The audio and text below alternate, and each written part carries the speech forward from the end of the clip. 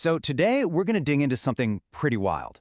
We're going to explore how just one number tucked away in a court ruling could basically redraw the map for one of India's oldest and most vital landscapes. And I want to start with this question, because no, this isn't just some thought experiment. This question is, believe it or not, right at the center of a huge Supreme Court decision. And the ripple effects, well, we're still seeing them play out right now. Okay, so before we get into the nitty-gritty of the ruling, we need to get on the same page about what we're actually talking about, the Aravalli Range. And trust me, this is way more than just a bunch of hills. Think of it as a massive, living, breathing, ecological barrier. I mean, just look at this. It's one of the oldest mountain systems on the planet, stretching across 4 states. But its real job, it's like a green wall. It literally stops the Thar Desert from creeping further east. It recharges groundwater for millions of people, keeps the regional climate in check, and it's home to an incredible amount of wildlife. It is a very big deal. So you'd think protecting something this important would be straightforward, right? Well, for decades, it was a total mess. Believe it or not, there wasn't even a clear legal definition of what an Aravalli Hill was. So you had this patchwork of different state laws, which was confusing, inconsistent, and just full of loopholes. It was a situation practically begging to be exploited. The goal was to finally cut through all that noise, to bring in one single scientific definition to clear up the chaos. All right, so the Supreme Court steps onto the scene, and they hand down a ruling that on the surface looked like the perfect, clear-cut solution everyone was waiting for. The whole idea here was to finally put an end to all that confusion. The court basically took a definition that the Ministry of Environment suggested and said, okay, this is it. This is the single, uniform standard for the whole region. One rule to rule them all, so to speak. So what did the judgment actually do?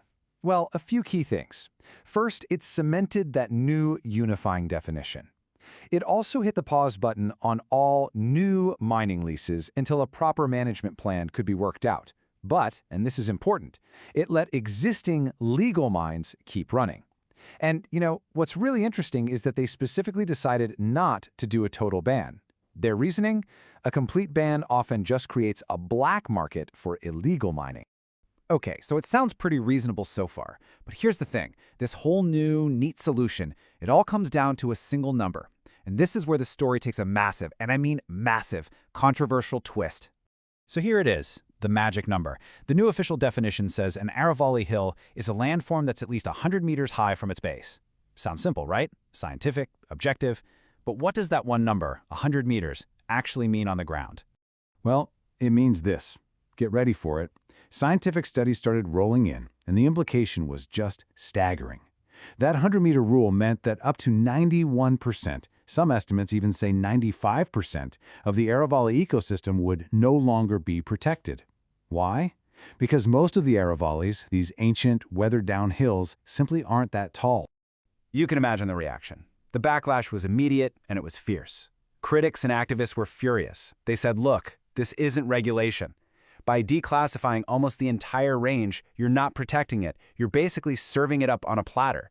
They literally called it a death warrant for the Aravallis. So, let's unpack that a bit. Why is this 100-meter line such a big deal? What actually happens when all those smaller, shorter hills suddenly lose their protection? It's like a chain reaction, a really dangerous domino effect. You see, when those lower hills are no longer off limits, mining can punch holes in that green wall we talked about. And what comes through those holes? The desert. Sand from the Thar Desert starts to blow eastward, which means more dust storms and way worse air quality for huge population centers like the Delhi NCR region. And the stakes are just incredibly high. We're talking about water security in a place where groundwater levels are already dangerously low. We're talking about chopping up the habitats for leopards, hyenas, all sorts of wildlife across dozens of sanctuaries. And of course, it directly hits the air we breathe and the local climate that millions of people rely on. It's a cascade of problems. So, you might be asking, why all the pressure to mine here in the first place? Well, it's because the Aravallis are sitting on a treasure trove of minerals. We're talking marble, granite, copper, zinc, stuff that's absolutely vital for construction and industry. And that massive economic value is the other side of this coin, constantly clashing with conservation efforts.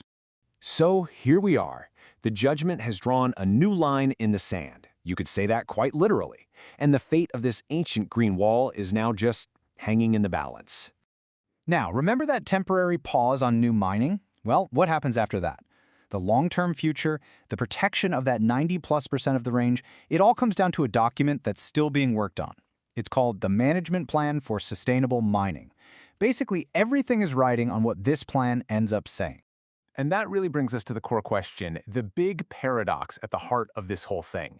It's the classic struggle, right? Balancing the need for development with protecting our natural heritage. But it leaves us with this one nagging question to think about.